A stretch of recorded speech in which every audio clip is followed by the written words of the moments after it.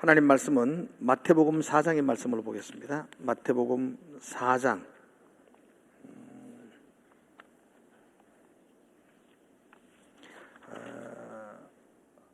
18절에서 22절까지 말씀을 한 절씩 읽도록 하겠습니다. 마태복음 4장입니다.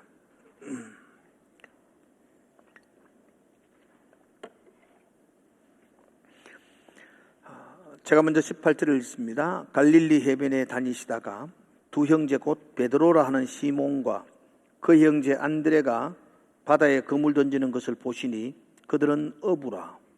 말씀하시되 나를 따라오라.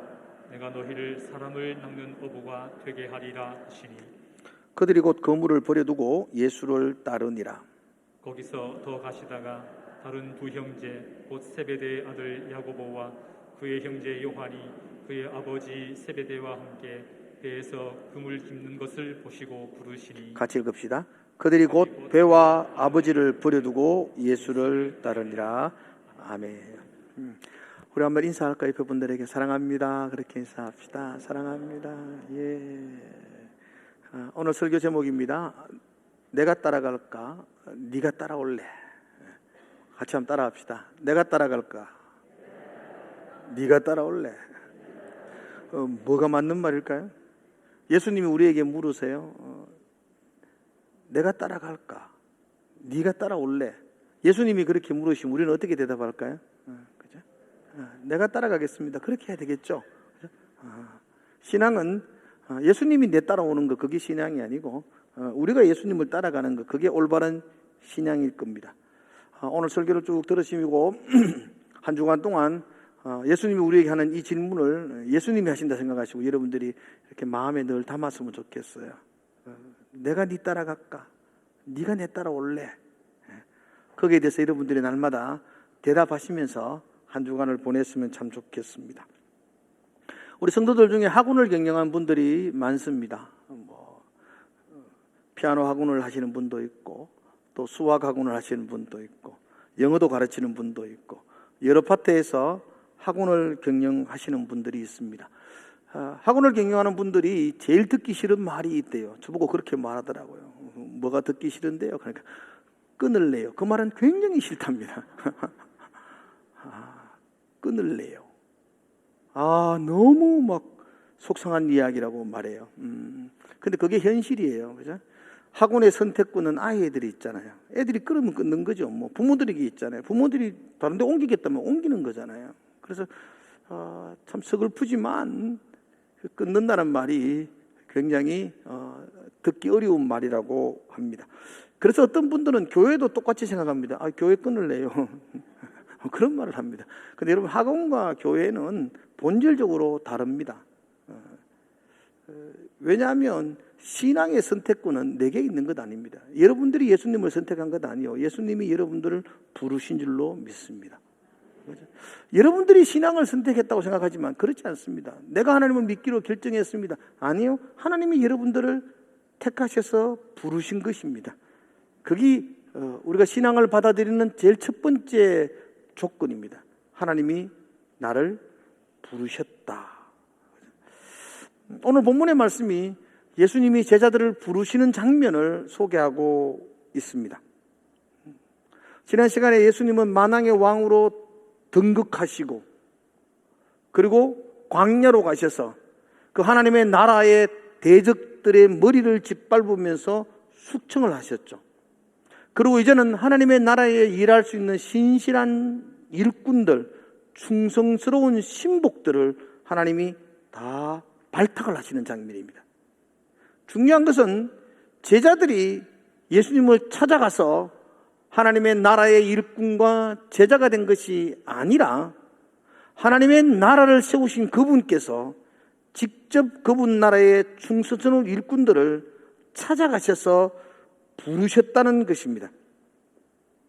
그래서 오늘은 예수님이 어떤 사람을 제자로 부르셨는가, 제자의 조건은 뭔가, 그리고 제자로 부르심을 입은 사람들은 어떻게 살아가야 되는가, 그런 이야기들을 오늘 나누게 될 것입니다.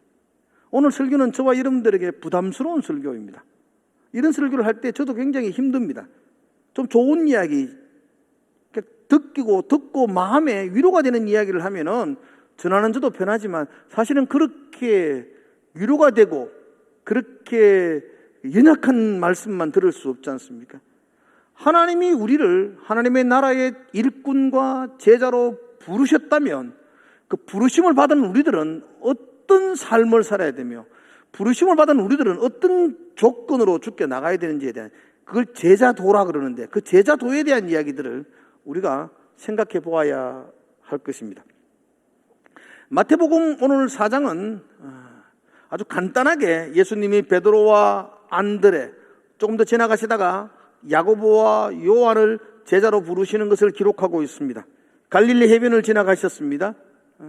그러다가 그물을 손질하고 있는 베드로와 안드레에게 나를 따라오라, 내가 너를 사람을 낚는 어부가 되게 하겠다 말씀하실 때에 베드로와 요한이 그물을 버려두고 예수를 따라갔다고 그렇게 진술하고 있습니다.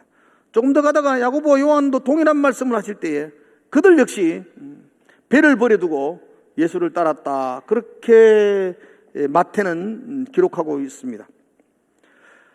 근데 이 마태복음은 아주 간략하게 기록하고 있는데 우리는 성경의 병행구절이라고 말합니다. 같은 사건을 마태가 기록한 것이 있고 요한이 기록한 것이 있고 누가가 기록한 것이 있습니다. 공간복음에는 같은 사건을 기록한 사람만이 다르게 이렇게 남겨놓은 부분들이 있습니다. 그런 부분들을 병행한 구절이다 이렇게 말합니다. 마태는 이렇게 간단하게 기록했는데 이 부분을 좀 더 세밀하게 서술해 쓴 사람이 있습니다. 누가가 그랬습니다. 여러분, 누가는 원래 의사였거든. 의사는 좀 꼼꼼하거든요. 꼼꼼하게 누가는 이 본문의 상황을 대충 기록한 것이 아니라 누가는 좀 더 자세하게 우리에게 기록해 놓고 있습니다. 그래서 여러분들이 누가복음을 한번 보시는 게 이 제자를 부르시는 예수님의 모습을 좀 더 실감 있게 볼 수 있을 것 같습니다. 마태복음은 이렇게 주보로 이렇게 딱 넣어 놓으시고 누가복음 5장을 여러분들이 한번 펴 보십시오. 누가복음 5장입니다.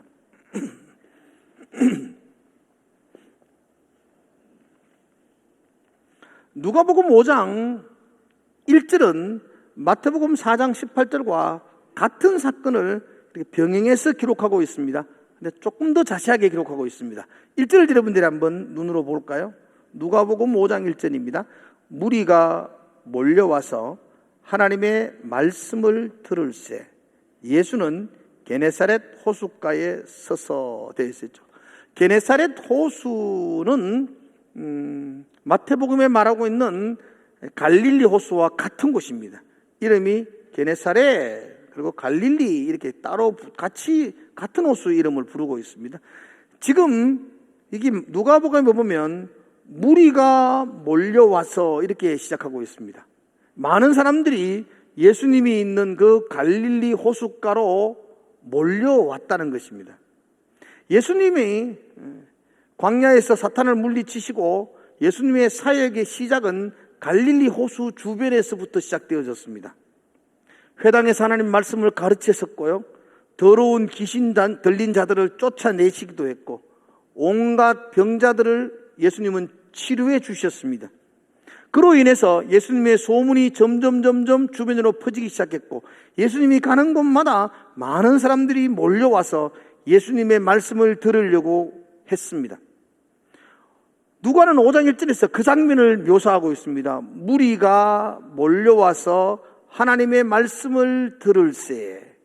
예수님이 갈릴리 호숫가에 오실 때에 많은 사람들이 그곳에 모여서 예수님의 말씀을 들으려고 했다는 겁니다. 그리고 2절에 넘어가면 그 호숫가에, 그 갈릴리 호숫가에는 배가 2척이 있었다고 말합니다.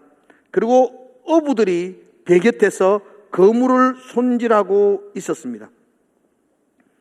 어부들은 지난밤에 그 갈릴리 호숫가에서 밤이 맞도록 고기를 잡으려고 얘를 흩뜨렸습니다. 근데 한 마리도 잡지 못했다고 합니다. 그리고 이제 아침이 되어서 그물을 손질하고 있습니다. 오늘 일을 마쳤다는 겁니다. 그리고 내일 새로운 일을 출발하기 위해서, 내일 다시 고기를 잡기 위해서 지금 그물을 손질하고 하루 일과를 마치고 있습니다. 그때 예수님께서 4절의 말씀을 한번 보십시오, 여러분. 5장 4절이거든요. 같이 한번 읽어볼까요, 여러분들? 같이 읽읍시다. 시작. 말씀을 마치시고 시몬에게 이르시되 깊은 데로 가서 그물을 내려 고기를 잡아라. 예수님이 시몬 베드로에게 깊은 데로 가서 그물을 내려 고기를 잡아라 말씀하고 있습니다. 오늘 일과를 마쳤습니다. 그물을 손질하고 있습니다. 그죠? 내일 일을 하려고 그냥 마무리를 하고 있습니다. 그런데 예수님이 뜬금없이 깊은 데로 가서 그물을 던져 고기를 잡아라 말씀합니다. 그때 베드로가 이렇게 대답합니다. 5절의 말씀입니다. 5절. 시몬이 대답하여 이르되 선생님 우리들이 밤이 새도록 수고하였으되 잡은 것이 없지만은 말씀에 의지하여 내가 그물을 내리리이다. 그렇게 말합니다. 한번 따라합시다. 말씀에 의지하여 내가 그물을 내리리이다. 말씀에 의지하여, 이 말은 그 말씀에 내가 순종해서 그 말씀을 내가 따라서 그물을 내리겠다고 말씀합니다. 이것이 제자의 첫 번째 자세입니다. 하나님의 나라의 일꾼, 제자는 어떤 사람입니까? 그렇게 묻는다면 저는 이렇게 대답합니다. 첫째, 제자는 말씀에 순종하는 사람입니다. 같이 한번 합시다. 1번 시작. 제자는 말씀에 순종하는 사람입니다. 조금만 더 크게 한번 합시다. 오늘 다른 건 다 잊어버려도 제목하고 1대지, 2대지 2개만 할 건데 그것만 기억하시면 됩니다. 자, 시작. 제자는 말씀에 순종하는 사람입니다. 선생님, 우리들이 밤이 새도록 수고했지만 잡은 것이 없습니다. 밤이 새도록 수고했습니다. 날이 밝았습니다. 그물을 싣고 있습니다. 그런데 다시 그물을 주섬주섬 챙겨서 고기 잡으러 나가는 것은 여간 번거로운 일이 아닙니다. 그것도 깊은 곳으로 가랍니다. 그냥 내 곡 앞에서 하는 게 아니고 더 깊은 곳으로, 더 멀리 노를 저 가라는 것입니다. 지금은 고기 잡을 시간이 아닙니다. 벌써 깊은 곳에서 고기 나올 때는 지났습니다. 그런데 베드로는 선생님, 내가 말씀에 의지하여 그물을 내리겠습니다 라고 말하고 있습니다. 우리 이치적으로 생각해 보면 베드로의 이러한 말과 행동은 잘 이해가 안 됩니다. 지금 다시 시작한다는 게 좀 맞지 않는 것입니다. 그런데 제자는 자기의 경험으로, 자기의 이치로, 자기의 생각과 가치관으로 행동하는 사람이 아니라 예수님의 말씀에 순종하는 사람입니다. 그래서 베드로는 예수님이 그물을 던지라는 그 말에 의지하여 고기를 잡았다라고 말씀하고 있습니다. 그런데 여기서 우리가 한 가지 조금만 더 한 가지 생각을 좀 깊이 해 보셔야만 합니다. 베드로는 말씀에 순종하여 그물을 내렸다 그러는데 지금 베드로가 순종한 말씀이 무엇이냐는 것입니다. 어떤 말씀에 순종했냐는 것입니다. 물론 깊은 데로 가서 그물을 내려 고기를 잡으라는 그 말씀에 순종했습니다. 그런데 그렇게 단순하게 본다면 사실은 이건 순종할 수 있는 이야기가 아닙니다. 밤새 수고했는데 고기를 못 잡았습니다. 그런데 어떤 한 청년이, 젊은 청년이 와가지고 깊은 곳에 가서 그물을 던지라 그렇게 말하면 씻던 그물로 뺨 맞습니다. 그런데 그 말을 듣고 깊은 곳으로 간다는 것은 사실 이치에 이해가 되지 않습니다. 그러므로 오늘 여러분들이 본문을 보면서 이 베드로가 말씀에 의지하여 라고 말할 때 그때 그 말씀은 단순히 깊은 데로 가서 그물을 던지라는 그 예수님의 말씀은 아니라는 걸 아셔야 됩니다. 그럼 뭐냐? 다시 한 번 더 이 누가복음 5장에 나와 있는 이 그림을 여러분들은 머리로 다시 한번 더 이렇게 한번 그려보십시오. 예수님이 갈릴리 호숫가로 오셨습니다. 많은 사람들이 예수님의 설교를 듣기 위해서 그곳에 모여들었습니다. 거기에는 배 두 척이 있었습니다. 한 척의 배는 베드로의 배였더랬습니다. 5장 3절에 여러분 한번 보십시오. 5장 3절입니다. 같이 한번 읽어볼까요? 시작. 예수께서 한 배에 오르시니 그 배는 시몬의 배라. 육지에서 조금 떼기를 청하시고 앉으사 배에서 무리를 가르치시더니, 그렇게 말합니다. 예수님이 그 두 척의 배 중에 하나의 배에 올랐는데 그 배는 시몬의 배였습니다. 베드로의 배였습니다. 그리고 예수님은 그 베드로에게 그 물에서 정박해 놓은 그곳에서 조금 호수 안으로 들어가라고 말합니다. 호수 안으로 들어가면 갈릴리 호숫가에 있는 많은 사람들을 한 시야에 볼 수 있도록 되어집니다. 그리고 그때부터 예수님은 그곳에서 말씀을 가르치기 시작합니다.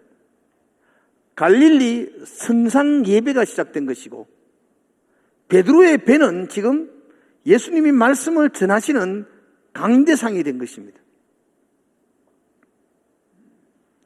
베드로는 어디에 있었을까요? 배주인인 베드로는 예수님을 배에 태우시고 조금만 떼어달라 그러니까 잘 가있어 그러고 확 밀어쁘고 계속 그물을 싣고 있었다. 1번. 2번. 같이 타고 배를 조금 조정하고 있었다. 몇 번이죠? 예수님 태우고 그냥 밀어버릴 수는 없습니다. 예수님의 말씀을 전가하십니다. 하나님의 나라의 복음을 외치시고 계십니다. 천국 복음을 선포하고 계십니다. 그때 베드로는 어디에 있었을까요? 예수님 발 아래에 있습니다. 가장 가까운 곳에, 가장 잘 들리는 곳에 베드로는 그곳에서 예수님의 말씀을 듣고 있습니다. 그리고 4절에 넘어가면 말씀을 마치시고, 그렇게 말합니다. 갈릴리 선상 예배가 끝이 났습니다. 주님의 주옥 같은 말씀을 마쳤습니다. 부어주는 하나님의 한량없는 은혜의 말씀이 마쳤습니다. 그 말씀을 마치시고 예수님은 베드로에게 깊은 데로 가서 그물을 던져서 고기를 잡으라고 말씀합니다. 그때 베드로는 내가 잡은 것이 없지만은 말씀에 의지하여 그물을 던지겠습니다. 그때 베드로가 말하는 그 말씀은 깊은 데로 가라는 그 말씀이 아니고 그 배 안에서 주님이 선포해 주셨던 주옥 같은 은혜의 말씀이었습니다. 내가 주님의 말씀을 듣고 은혜를 받았습니다. 그러니까 그 말씀을 들었으니까 내가 주님의 말씀에 순종하겠습니다. 그렇게 말하고 있습니다. 여러분, 말씀의 순종은 은혜가 임해야 합니다. 한마디 더 들어보십시오. 말씀의 순종은 하나님의 은혜가 임해야 합니다. 여러분의 힘으로는 순종할 수가 없습니다. 내 결단으로 하나님 말씀에 순종할 수 있는 게 아닙니다. 그런데 하나님의 은혜가 임하면 말씀에 의지하여 내가 그물을 내리겠나, 이건 자동적으로 이루어집니다.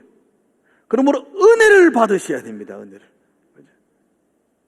베드로가 갈릴리 선상 예배에서 예수님이 선포하시는 하나님의 말씀에 은혜를 받았던 것처럼 저와 여러분이 예배를 통해서 하나님의 은혜가 강수처럼 넘쳐나야 할 것입니다. 그럴 때 여러분이 제자가 되어서 주의 말씀에 순종하는 삶을 살아낼 수가 있을 것입니다. 하나님의 은혜의 말씀이 베드로를 순종의 사람으로 만들었고, 그 하나님의 은혜의 말씀이 베드로를 예수의 제자가 되게 하셨고, 하나님의 그 은혜의 말씀이 고기 잡는 인생인 베드로를 사람을 낚는 업으로 바꾸어 놓았습니다. 하나님의 말씀의 은혜가 베드로의 전생애를 흔들어 놓았고 그의 인생의 중요한 터닝 포인트가 되게 했습니다. 하나님의 말씀, 그 말씀에 능력이 있습니다. 안 믿으시죠? 여러분, 하나님 말씀에 능력이 있습니다. 하나님 말씀에 능력이 있습니다. 아멘 할 때까지 계속 할 겁니다. 하나님 말씀에 능력이 있습니다. 우리의 인생을 바꿀 능력이 하나님 말씀에 있습니다. 목사가 전하는 말이 아니라 하나님의 살아계신 말씀이 우리의 삶에 능력을 부어주실 줄로 믿습니다. 베드로에게 임했던 그 하나님 말씀이 그의 인생을 하나님의 나라의 제자로 바꾸어 놓는 능력의 역사를 만들었습니다. 나는 오늘 이 예배가 여러분의 인생을 바꾸어 놓는 능력의 예배가 되기를 주의 이름으로 축복합니다.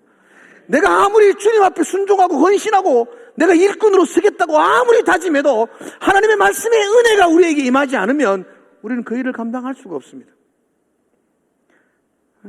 그리고 그렇게 은혜 없이 그 일을 하면 꼭 싸우고 말썽만 일으킵니다. 하나님의 은혜가 임하면 자동적으로 우리는 말씀에 순종하는 사람이 될 수가 있습니다. 여러분, 저와 여러분들이 어떤 대단한 힘과 능력과 지략과 뛰어난 모든 것들을 가지고 있다고 생각하시면 안 됩니다. 하나님이 우리를 흙으로 창조하셨습니다. 흙은 생명의 근원이고 심기만 심으면 열매가 맺어지고 풍성하다. 그래서 우리 인간에게는 흙으로 창조되었기 때문에 무한한 잠재력이 있다. 그렇게 말하는 사람은 새빨간 거짓말입니다. 그렇지 않습니다, 여러분. 우리는 먼지입니다. 후 불면 흔적 없이 날아가 버리는 티끌 같은 존재입니다. 아무것도 아닙니다. 나는 아무것도 아닙니다. 아무것도 아닙니다. 우리 먼지 같은, 우리가 원래 지음 받을 때부터 우리는 아무것도 아닌 티끌 같은 먼지 같은 존재들입니다.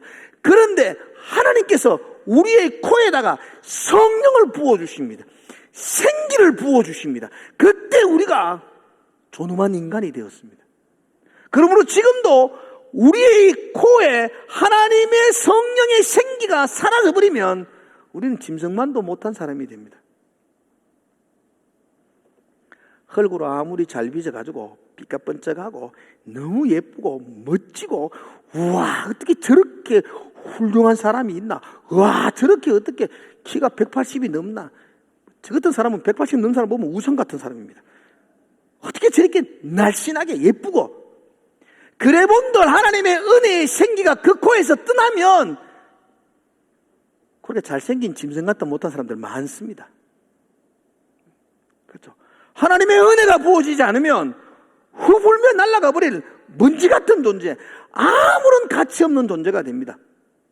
그러나 좀 이렇게 만들어질 때에 좀 물퉁물퉁하고 좀 배도 좀 나오고 막 짤막하고,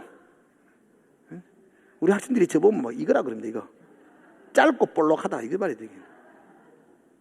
이래도 주의 은혜가 임하면 그는 존귀한 하나님의 자녀입니다. 주의 은혜가 날마다 받으면 그는 하나님의 영광스러운 일꾼으로 살아갈 수 있을 것입니다. 그러므로 여러분 은혜를 받으십시오. 주의 성령이 여러분의 코에 끊임없이 부어지는 은혜를 받으시기를 축복합니다. 그렇지 않으면 우리는 말씀에 순종할 수가 없습니다. 하나님이 베드로에게 은혜를 부어주셨고, 그럴 때 그 은혜가 힘이 되어서 베드로는 말씀에 순종하는 제자로 살아내게 되었습니다. 여러분, 저와 여러분들의 그 생각, 저와 여러분들의 그 판단, 저와 여러분들의 그 가치관, 저와 여러분들의 그 경험이 하나님 말씀을 가로막는 방해 요소가 되지 않기를 축복합니다. 자, 은혜를 받으시고 그 은혜로 말미암아 말씀에 순종하는 일꾼이 되는 것이 우리의 삶입니다. 그죠? 오늘 이 예배가 하나님이 우리에게 은혜를 부어주는 통로입니다. 통로. 오늘 예배를 통해서 주의 은혜가 여러분과 저에게 임하기를 축복합니다. 그래서 제가 아주 극단적인 말을 하지만 예배의 성공이 인생의 성공입니다. 그의 신앙은 예배에 달려 있습니다. 어떠한 교회를 위해서 헌신하고 봉사했다. 그게 신앙 아닙니다, 여러분들. 예수님 말씀하시지 않습니까? 친구를 위해서 자기 생명을 내어준다 할지라도, 불 속에 던져진다 할지라도, 그죠? 하나님 사랑이었으면 그거 아무것도 아닙니다. 아무 유익이 없다고 말했습니다. 주님의 은혜를 입지 않으면 우리가 하는 모든 것들은 먼지에 불과합니다. 은혜가 임할 때에 비로소 우리는 제자의 걸음들을 걸어갈 수가 있습니다. 오늘 첫 번째, 제자는 어떤 사람인가? 제자는 예수님의 말씀에 순종하는 사람입니다. 말씀에 순종하기 위해서는 그분의 은혜를 입으셔야 됩니다. 그러므로 우리는 하나님의 은혜를 받고 그 은혜가 원동력이 되어서 말씀에 순종하는 자리로 나아가는 것, 그게 제자도의 모습일 겁니다. 두 번째, 예수님의 제자는 예수님을 따라가는 사람입니다. 한번 따라합시다. 제자는 예수님을 따라가는 사람입니다. 마태복음 여러분들이 제가 19절을 읽을 테니까 여러분이 20절을 한번 읽어보십시오. 제가 오늘 본문 4장 19절을 제가 읽겠습니다. 말씀하시되 나를 따라오라. 내가 너희를 사람을 낚는 어부가 되게 하리라 하시니.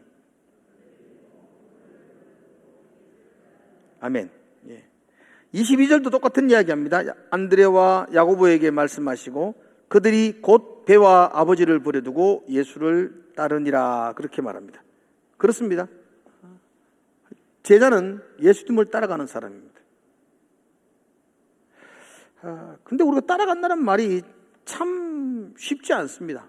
뭐 어떻게 하는 것이 따라가는 것인가? 예수님이 잘 안 보입니다, 우리 눈에. 그래도 어떻게 따라간다는 말이죠, 우리가. 그래서 예수님 따라갑니다. 따라가야 됩니다. 이 말을 너무 수없이 들었지만 예수님을 따라간다는 말을 우리 삶 속에서 이렇게 실감 있게 생각할 수가 없을 때가 참 많습니다. 제가 한 가지만 말씀드립니다. 따라간다는 게 뭔가? 우리 오늘 예배를 시작하면서 주 선한 능력으로 라는 찬송을 들었습니다. 주 선한 능력으로 안으시네. 그 크신 팔로 날 붙드시네 라는 찬양이었죠. 이 찬양을 만든 사람이 디트리 본헤프입니다. 본헤프는 27살에 신학교 교수가 됩니다. 목사였고 박사학위를 받은 신학교 교수였습니다. 아주 뛰어난 학자였습니다. 당시 독일은 나치가 장악하고 있었습니다. 히틀러가 독일 전체를 통제하고 있었습니다. 우리가 알다시피 히틀러는 전 세계를 전쟁의 동아지로 몰아넣었던 그 전쟁광이었습니다. 독일 교회는 그 히틀러를 향하여 이건 잘못된 길입니다라고 말해야만 했습니다. 그런데 그렇지 못했습니다. 도리어 독일 교회는 히틀러를 향해서 찬양을 올립니다. 하나님이 우리 영혼의 구원을 위해서 예수님을 보내주셨던 것처럼 우리 경제와 사회적 구원을 위해서 히틀러를 우리 가운데 보내주셨다라고 교회가 주장하기 시작합니다. 참 문제입니다, 여러분들, 교회가. 교회가 그 정권에 빌붙어서 그냥 안위를 찾으려고 합니다. 그러나 그때에도 이건 올바른 길이 아니다고 생각하며 몇몇 목사와 신학사들이, 학자들이, 또 성도들이 모였습니다. 그래서 그 모인 사람들을 고백교회 성도들이라고 말합니다. 독일의 고백교회가 그때 시작되어지면서 그 중심에 섰던 사람이 이 본헤프입니다. 본헤프는 그렇게 주장하죠. 미치광이 운전수가 버스를 몰고 길을 질주하면서 행인들을 치어서 죽이고 있을 때에 그리스도인들이 죽은 행인들의 시신을 수습하고 장례를 치르는 것이 마땅한 일이 아니다. 그것만으로 만족하면 안 된다. 달리는 버스에 올라타서 미치광이 운전자를 끌어내리는 것이 그리스도인들이 해야 될 일이다 라고 주장합니다. 그래서 본헤프는 사람들과 결속을 해서 히틀러 암살 작전을 펼칩니다. 그러나 특수훈련도 받지 않는 목회자들이 그 히틀러를 암살하겠다고 했던 계획들이 이루어질 수가 없었고 결국은 발각되어져서 감옥에 갇히고 그 감옥 안에서 시를 적었던 것이 이 선한 능력으로는 증입니다.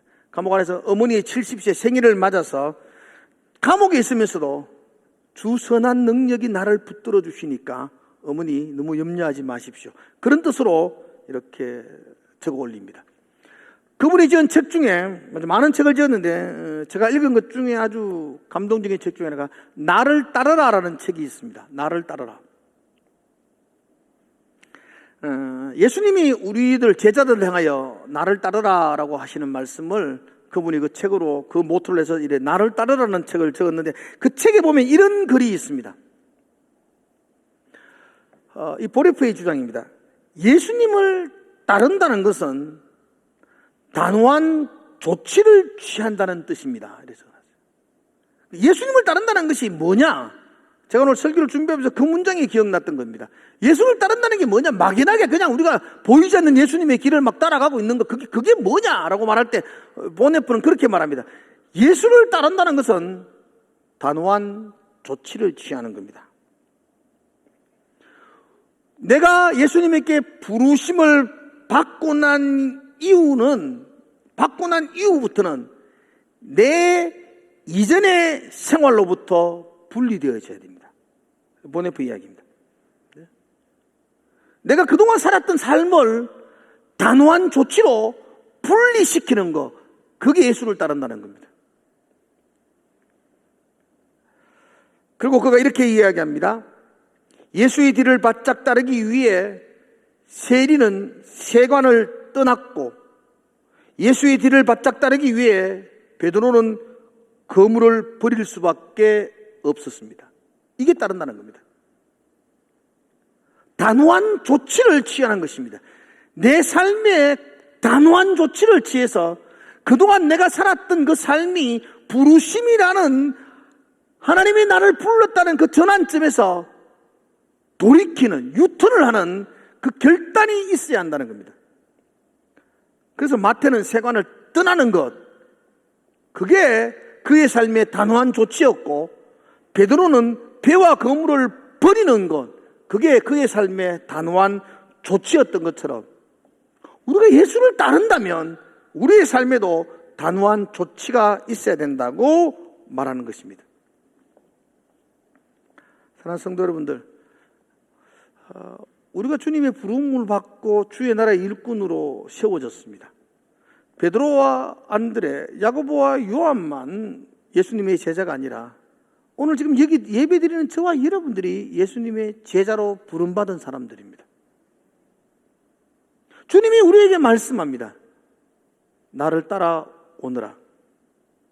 우리는 그 주님의 말씀에 따라가야만 합니다. 따라간다는 게 뭘까? 단호한 조치를 내게 취하는 것입니다. 내가 걸어갔던 그 길 속에서의 단호한 결단과 조치가 없다면 난 따라가는 것 아닙니다.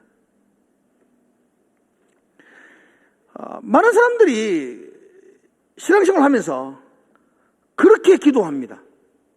주님, 나와 함께 해 주십시오. 하나님, 나와 함께 하여 주십시오. 예, 그 기도 나쁜 건 아닙니다. 그런데 여러분, 그 기도를 면밀하게 살펴보면, 좀 분석해 보면 그런 거 아닙니까? 내가 어디를 가든지 주님 나와 함께 해 주십시오 아닙니까? 이건 주님 내 따라오십시오 그 말 아닌가요? 내가 여기 가더라도 주님 내 따라오십시오, 나와 함께 해 주십시오. 내가 저기 가 있더라도 주님 내 따라오십시오, 나와 함께 해 주십시오. 그 기도 아닌가요? 진정한 기도는 무엇인가요? 내가 주님 따라가겠습니다. 내가 주님 있는 곳에 내가 있겠습니다. 나는 여기 머물고 있고 싶지만 주님이 저곳에 있으면 내가 단호한 조치를 취해서 이것 버려두고 내가 그곳에 주님과 함께 하겠습니다. 이게 제자 아니겠습니까? 우리는 주님의 나라의 일꾼으로 부름받은 제자임에도 불구하고 여전히 내가 따라갈까? 네가 따라올래? 그래 물으면 우리는 단호하게 예, 제가 따라가겠습니다 이렇게 말하지만 실질적인 삶 속에서는 주님 보고 계속 내 따라오라고 그렇게 요구하고 있는 것